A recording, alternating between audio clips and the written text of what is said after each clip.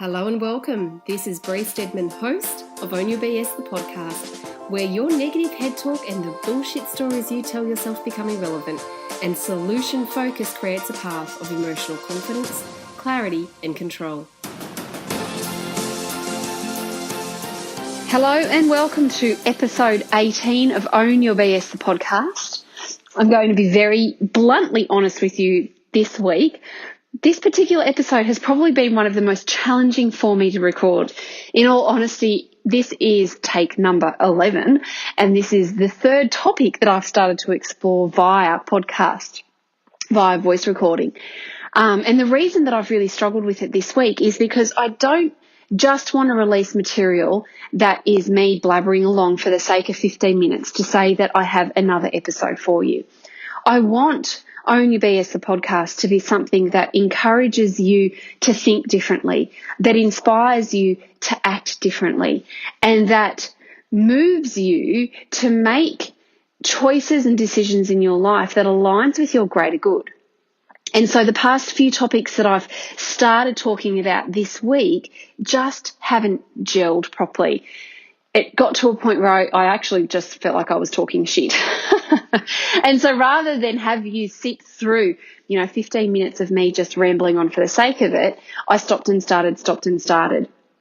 And I've finally settled on something that I'm quite inspired to talk about. And it comes from a conversation that I've had. Actually, I've had this conversation a number of times with a number of people.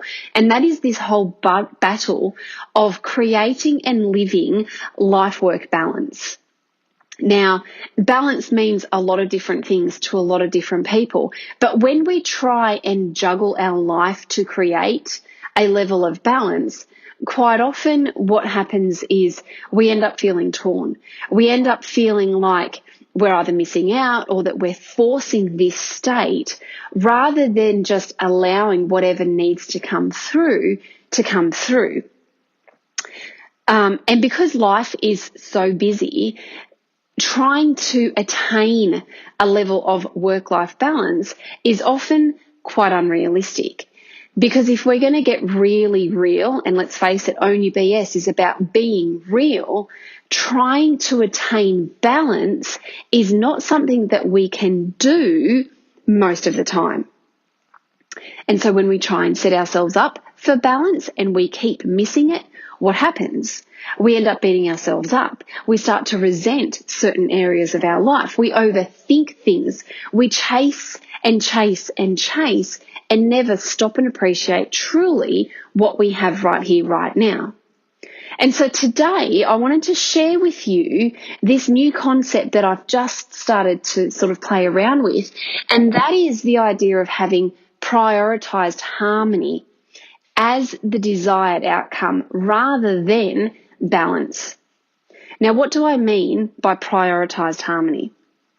I want you to think about prioritized harmony as moving from different parts of your life, knowing that at certain times some will take precedence over others. And let me give you an example. If you are a professional woman, there are times in every day when you have to engage as completely as you possibly can within your professional role. And areas for other part of your life just don't have a great deal of room. Now, if you were engaging in this professional role day in and day out, this is where that whole conundrum of work-life balance comes into play. Because if you are prioritizing certain roles in your life for more amounts of time than others during a given day, then you're not by definition achieving balance. However, if we look at allocating out certain parts of our day so that those particular priorities make or allow for us to engage in those priorities for that particular time, and then we move into the other priorities of our life when time allows for it, even if it's 8 hours of professional time and 4 hours of personal time at the end of the day. It doesn't mean that you've failed at balance when you've been able to engage in both parts of that day and you've enjoyed both roles. By definition, you have not achieved balance because you've spent 8 hours in one role and only 4 hours in the other. But if you've enjoyed both aspects of your life for that 12-hour period, then you've created harmony. You have enjoyed prioritized harmony. So how do we go about ensuring that prioritized harmony becomes the norm for us? Firstly, I think it's important for us to recognize that as women, we have a natural rhythm that when we embrace, when we go with the flow of our rhythm, we're able to move through parts of our life with more ease and grace. So when we work with our natural rhythms, when we know when we are switched on professionally, when we know when our actions are going to be dynamic, and we allow space for that to become the priority. And then when we know when there's parts of our cycle where we're not as engaged, we're not as action driven, we're far more nurturing and loving, and we allow an open space for that to happen within the month, then we create this harmony between action and nurturing. And it doesn't have to happen every day, because when we engage with our feminine rhythm, we start to recognize that it's going to happen by nature every month. I hope this is making sense, and I hope it's starting to inspire you to think about this differently. Now, when I started thinking about prioritized harmony tonight, I started thinking, well, how do we implement that? How do we know when we are living in prioritized harmony? And I think it comes down to recognizing what your priorities are for your week, for your month even. Because again, if we're going to be really real, every week doesn't always look exactly the same. In fact, more often than not, we have really busy weeks, and then other weeks are a little bit more softer and gentler. So given the nature of those activities, it makes sense that our priorities are going to shift and change throughout the month. So in order for you to engage with prioritized harmony, what I'm going to encourage you to do is grab 3 blank pieces of paper. Now, on those blank pieces of paper, I want you to pop a title across the top of each one. The first one is your professional role. The second is your personal role. And the third is yourself. Now, the reason that I'm encouraging you to create the definitions of these roles for just those 3 banners is to keep things simple. If we try and complicate too much, we end up more in our head and not actioning from our heart. So by bulking things out into just 3 categories, it's going to help simplify how you prioritize these roles. So once you've got those 3 pieces of paper, what I encourage you to do is firstly look at the professional role. What does the professional role of your life look like? What characteristics does it mean from you? What actions does it involve you taking? What does it feel like when you are in your element of living your professional role? And get a little bit specific with this. You know, if it means 20 hours of work a week or 40 hours of work a week, pop it in there, and then start to get a little bit clear about what those regular activities throughout those work hours looks like to you. And then engage the feminine, engage the emotions to it. How do you feel when you are in the zone, in the priority of your professional role? And then do the same thing for your personal life. Now, your personal life could also include the umbrella of mum, of wife or partner, friend, family member. What does those roles look like when you consider your personal role as a separate hat? How does it make you feel? What are the activities that you love to do that allows you to fully be present within that personal role? And then the third role is the role that I see most women neglect, and that is you as an individual. What are the activities that you love to do for no other purpose other than it fills you up? Doesn't necessarily benefit anybody else. It's just things that you love to do for you. It could be soaking in the bath. It could be reading a book, getting your nails done, having a massage, sitting out in the sun and enjoying a beautiful cup of coffee.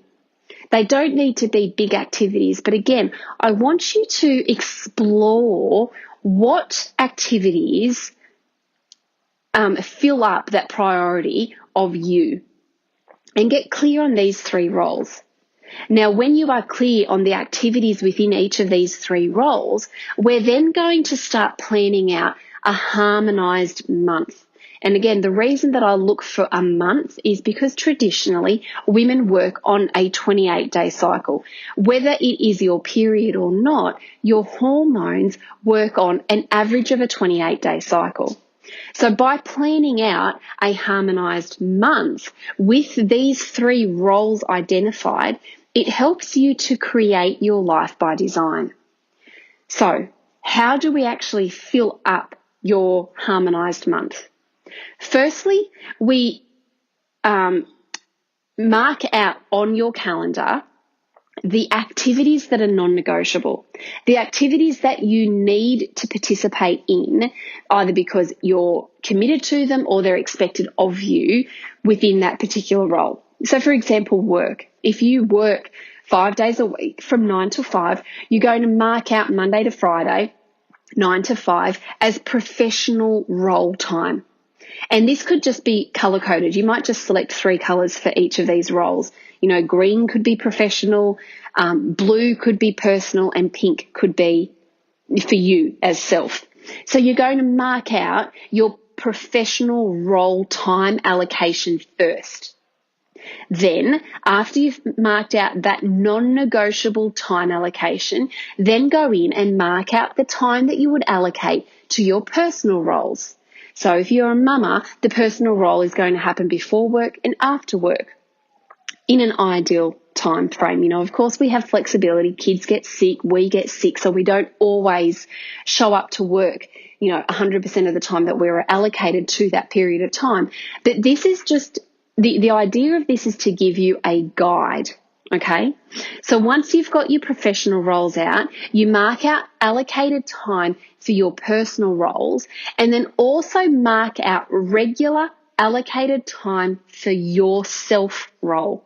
Okay, when you do this over a 7-day period, you're going to notice that there is no balance. There is probably going to be one role over another that takes more priority, that takes up more of your time. And so the whole idea of work-life balance falls on its head in this example right here, because unless you've been able to mark out the exact amount of time for every single role, then you're not living balance. So let's just throw the balance to the side. Let's look at your map now, at your monthly map, where you've got your time allocated for every role. You can see that there's no balance, but you can see that when you engage in that one specific role, when you allow everything that does not fall within that role to just get pushed to the side momentarily only, then it allows you to be 100% fully present within whatever role it is that you're in for that period of time. And then at the end of the allotted time, you move into the next role. Now, if you can get into a habit of experiencing your day, your week, and your month as a transition from one role to the next, then what you're going to discover is that harmony becomes a more natural state of being. Now, I'm going to be real with you. It's not easy for women to go exclusively from one role to the next, because everything in a woman's brain is connected. So if you've had a tough time in your personal role, you're going to find it very hard to completely disconnect from the personal role when you move into professional role. However, if you can get into the habit of recognizing that personal is one part of you, professional is one part of you, you as an individual is another part of you. If you can get into the habit of just engaging in whatever particular role it is that you're in for that moment only, and address the dramas, the challenges, or the issues with the individual roles as they come up, then you'll find it much easier to stay in this state of harmony. And of course, if you consistently recognize that there's negative charge, there's negative emotions or negative thoughts that linger from one role to the next, then this is a key indicator that you've got BS going on that needs addressing at a deeper level. And the idea of Own Your BS, of the podcast, the program, the book, the journal, is to help you to identify what that lingering BS is and give you the skills and strategies to address that lingering BS so that you can fully engage in the roles that you choose to participate in because they serve you to a higher good. So, of course, being an awareness program, if you become aware that there are challenges here, then use this awareness as a key indicator that something needs to change and then make the decision to do something about it. I hope that this particular episode, which has been a mighty big challenge for me to get out, has made sense. What I would love to do to really support you with this whole concept of prioritized harmony is I'm going to create a little, some sort of very basic PDF, and I'm going to include a link to this PDF in the show notes of this particular episode. Now, I'm going to be completely honest with you. It is currently Tuesday night when I record this, and this episode is going out on Wednesday morning, and I've got a client very shortly, so I probably won't get to the PDF tonight. However, what I will do is set up a link for you to register your email address so that when the PDF is available, which will be over the next 48 hours or so, I will immediately email you the PDF that gives you a demonstration of this activity that I've just mapped out for you, so that you can not only listen to this podcast, but you can actually implement some strategies from the podcast to help you to develop prioritized harmony in your month. So click on the link within this, the show notes of this particular episode. It's going to take you to an opt-in page where you can pop in your email address. And from that, I will then email you over the next 48 hours a little PDF document that you can print off and work through this exercise so that prioritized harmony becomes your new normal, and you can let go of the concept of work-life balance and instead embrace what is more natural and normal for you as a woman. Thank you so much for hanging in here with me for this week's episode, for episode number 18. And I look forward to exploring more head talk, more negative emotional charges with you next week and in the following weeks of Own Your BS, the podcast. If you have enjoyed this episode, or if you've enjoyed past episodes of Own Your BS, the podcast, please remember to share the podcast with your network. The best way to help empower other people is to share material that you find beneficial in your own life. So click the share button on the podcast and let your friends in on the secret that is Own Your BS. Thanks so much, and I'll talk to you again soon. Bye now.